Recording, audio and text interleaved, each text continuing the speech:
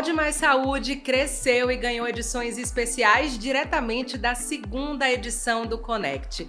Eu sou Stephanie Swerdick, jornalista, e recebi o convite da Singular Pharma e da Academia da Menopausa para acompanhar tudo e trazer para vocês um pouco dos principais temas que passaram no maior congresso Norte-Nordeste de casos e terapias individualizadas. Durante o evento eu conversei com especialistas para saber o que há de mais novo em saúde, longevidade e cuidado integral e individualizado com os pacientes. E claro, eles compartilharam insights, experiências e as novidades mais relevantes.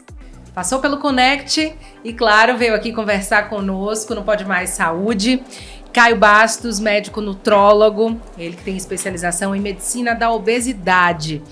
Se dedica aí ao tratamento de doenças relacionadas à idade e melhora da performance física, tendo aí especialização embasada na bioquímica, no metabolismo e aplicados a doenças crônicas e degenerativas. Hoje, o nosso tema é para entender sobre o músculo.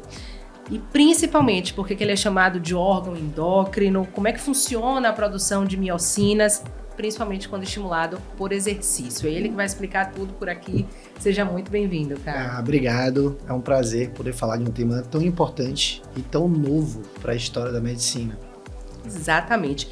E eu já quero começar entendendo, tá? Já explique, nesse início de conversa, qual é a função, né, dos nossos músculos, como é que ele funciona no nosso corpo e por que ele tem ganhado aí esse apelido, se assim a gente pode dizer, né, de órgão endócrino. Na prática, o que isso significa aqui dentro do nosso corpo? Perfeito. Vamos lá. Na verdade, o conceito de músculo como órgão endócrino é algo relativamente novo na história da medicina, né? Então, em 2020, foi datado a primeira miocina, que é a interleucina 6. O músculo, ele sempre teve um papel, todos nós conhecíamos ele como um órgão motor, né? Nos levado pelo movimento. Mas, a partir do conhecimento, né, dos estudos, a partir da biologia do exercício, foi visto que o músculo, quando sob estímulo de exercício, ele produz substâncias, entre elas hormônios, né? Então, a IL-6, a interleucina 6, foi a primeira descrita no ano de 2000. Então pense que nós temos um conceito de 25 anos. Isso é nada para a história da medicina, né? Então hoje, sabemos que na verdade o músculo, né, ele é o maior órgão endócrino do nosso corpo. Então quando estimulado por exercício, ele produz uma série de substâncias. E essas substâncias produzidas pelo músculo, né, que são elas hormônios, entre outros também, proteínas, né, peptídeos, elas têm ação local, a gente chama disso autócrina, ação parácrina em sítios vizinhos e ação endócrina, pois elas são lançadas na corrente sanguínea e vão ter ação em órgãos distantes. Então, daí surge o conceito de miocinas, que hoje se extrapola já para o conceito de exerquinas, né? Ou seja, não é só o músculo que, sob demanda de exercício, produz substâncias, e sim N sistemas, N órgãos vão produzir substâncias sob estímulo de exercício. Quando a gente fala sobre estímulo de exercícios, a gente está falando de alguma modalidade específica, cada uma vai impactar ou gerar algum tipo de produção, digamos assim, diferenciada no nosso corpo. Como é que a gente olha isso quando se escolhe, por exemplo, uma modalidade de exercício físico? Então, na verdade, qualquer tipo de exercício, né, desde que ele seja realizado de maneira programada, ele vai gerar sinalização e produção de mioquinas e exerquinas, tá? A determinadas modalidades, determinados tipos de exercício vão gerar estímulos específicos, né? Então, entendendo um pouco, né? Nós vamos ter hormônios como a irisina, que vai ter uma ação metabólica. Vai ter uma ação que a gente chama no BROE, no amarronzamento da gordura. Então, hoje a obesidade ela é uma pandemia. E quando a gente pensa no tratamento da obesidade, inclui transformar uma gordura branca em uma gordura marrom, que é uma gordura com melhor atividade metabólica. E a produção da irisina, ela vai fazer esse amarronzamento, tá? Então, para a produção de irisina, os exercícios aeróbicos, eles tendem a gerar uma melhor estimulação. Então, quando a gente pensa também em cognição, em memória, né, os aeróbicos são melhor. Mas quando a gente vai pensar em modulação de humor, né, aí os exercícios anaeróbicos, o estímulo de fibras, né, tipo 2, glicolíticas, de força e potência, tendem a gerar não é um melhor desfecho quando a gente pensa em estabilização de humor. No final das contas, é praticar exercício, é botar o nosso corpo para se movimentar, algo que nós não deveríamos deixar de fazer durante a vida. A gente sabe que o sedentarismo é algo que, né, é sim muito prevalente na sociedade. A gente está falando então de um potencial terapêutico do exercício físico, se assim podemos dizer? Sem dúvida. Na verdade, através desse conhecimento vasto sobre a biologia do exercício, a gente percebe que o exercício físico ele é um pilar central, né? Tanto na prevenção quanto no tratamento de N patologias. Então, prescrever exercício físico deve fazer parte, né, da terapêutica de praticamente todos os profissionais de saúde, né? Então, é fascinante ver a evolução da biologia nesse sentido, né, o quanto que vem de conhecimento e vem surgindo de conhecimento. Hoje estima-se que aproximadamente 30 mil exerquinas, né, são produzidas no corpo humano sob estímulo de exercício. Esse conhecimento sobre as miocinas, né, a gente falou que relativamente temos aí algo novo, em média 25 anos de conhecimento da medicina sobre isso.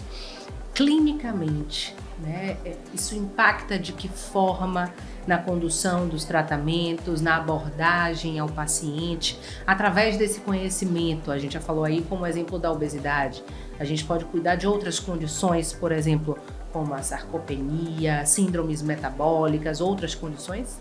Sim. Quando a gente começa a entender sobre cada substância dessa produzida pelo músculo, nós vamos ver que elas vão ter ação em diversos sítios, né? Confesso que o sítio que mais me encanta é o sítio músculo-cérebro, né? Então, durante toda a história, a ciência, ela tinha o conhecimento de que que o exercício físico, ele tende a fazer bem para o físico, né? E estimava-se que poderia gerar um efeito cerebral, modulação de humor, mas não sentia certeza do porquê disso, né? E hoje, quando a gente sabe que o que melhor a gente pode fazer para favorecer funções cognitivas, e aí eu tô falando de memória, tô falando de modulação de humor, e por que isso é importante? Porque depressão, ansiedade é a doença do século. Então o exercício físico entra como tratamento. Quando a gente pensa nas doenças neurodegenerativas, Alzheimer, Parkinson, então o estímulo de exercício entra também como fazendo parte do tratamento dessas doenças. Justamente porque substâncias produzidas durante o exercício, a nível periférico, vão ter ação central. Então, a ação central melhorando a produção de principalmente uma neurotrofina chamada BDNF, que é o fator neurotrófico derivado do cérebro. E esse é o que vai agir com melhor, né, fazendo com que a gente tenha uma melhor plasticidade neuronal. E assim favorecendo um desfecho favorável nas patologias. Então, sim, exercício físico como um tratamento de doenças psicológicas, né, doenças comportamentais, doenças físicas e doenças neurodegenerativas. Pode ser também prevenção? Sem dúvida. O melhor caminho, o melhor tratamento será sempre a prevenção, né? Então, quando a gente age preventivamente, nossas chances de sucesso quanto à saúde serão sempre superiores, né, à intervenção após a doença se instalar.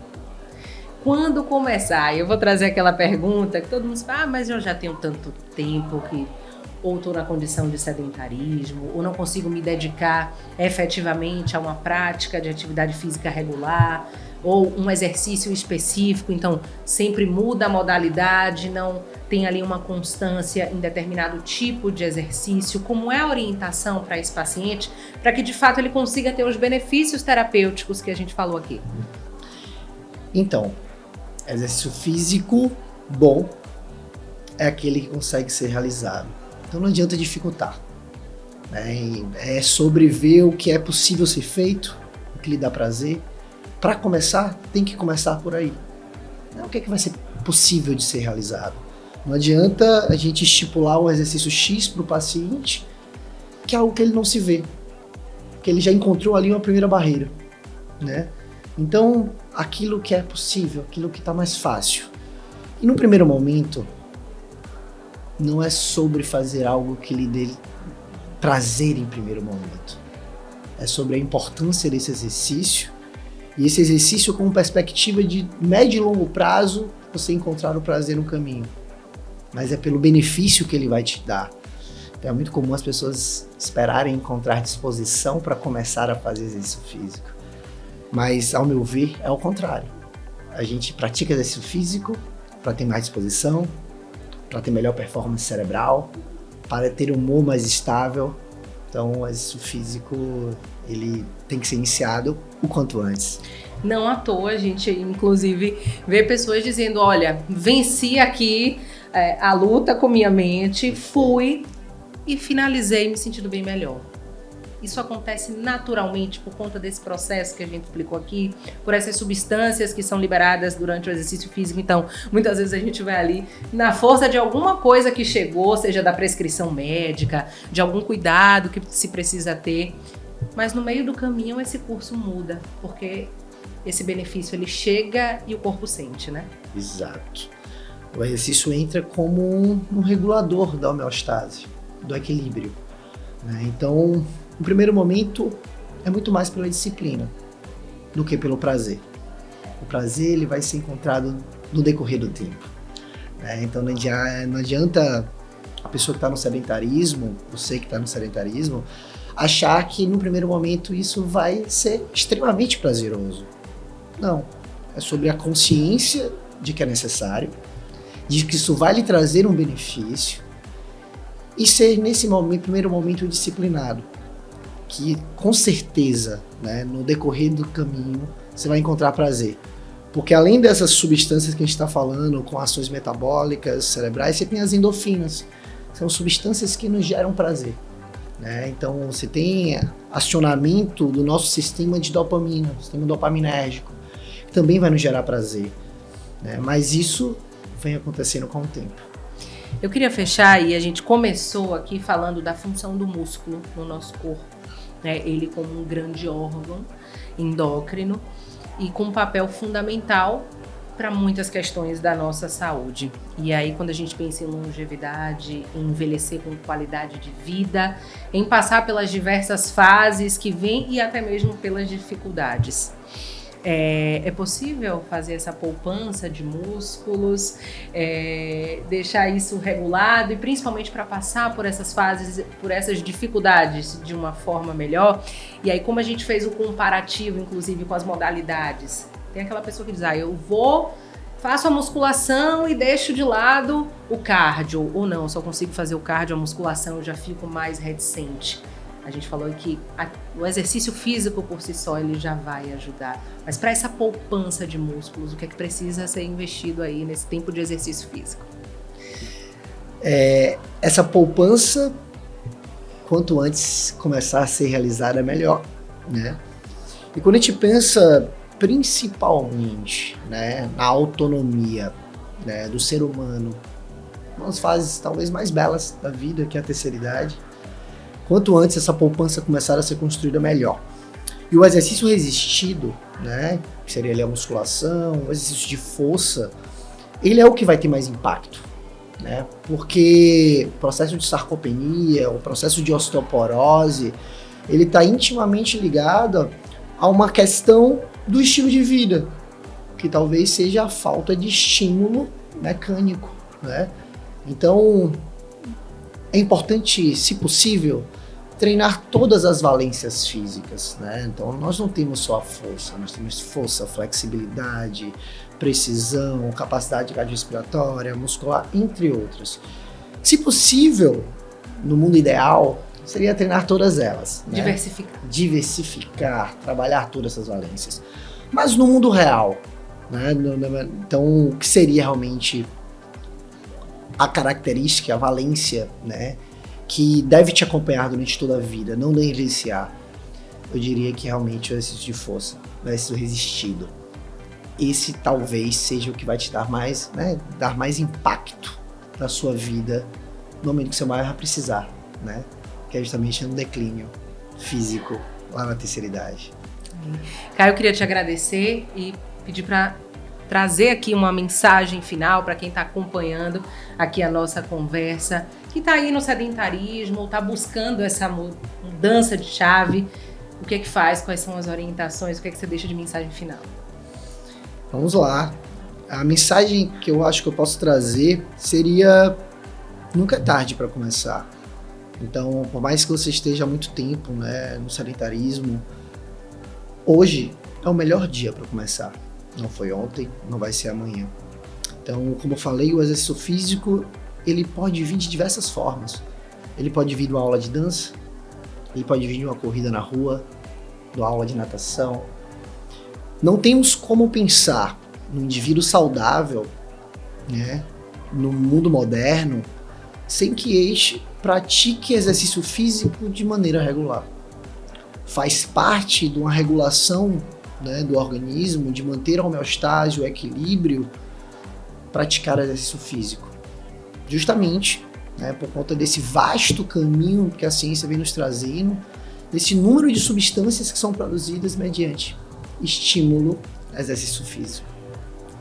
Muito obrigada, foi um prazer, e principalmente trazendo essas informações aqui para a gente olhar com um pouquinho mais de carinho para o exercício físico, para essa prescrição médica, porque o resultado vai chegar e a continha lá na frente, quando chegar, a gente vai ficar bem melhor, né?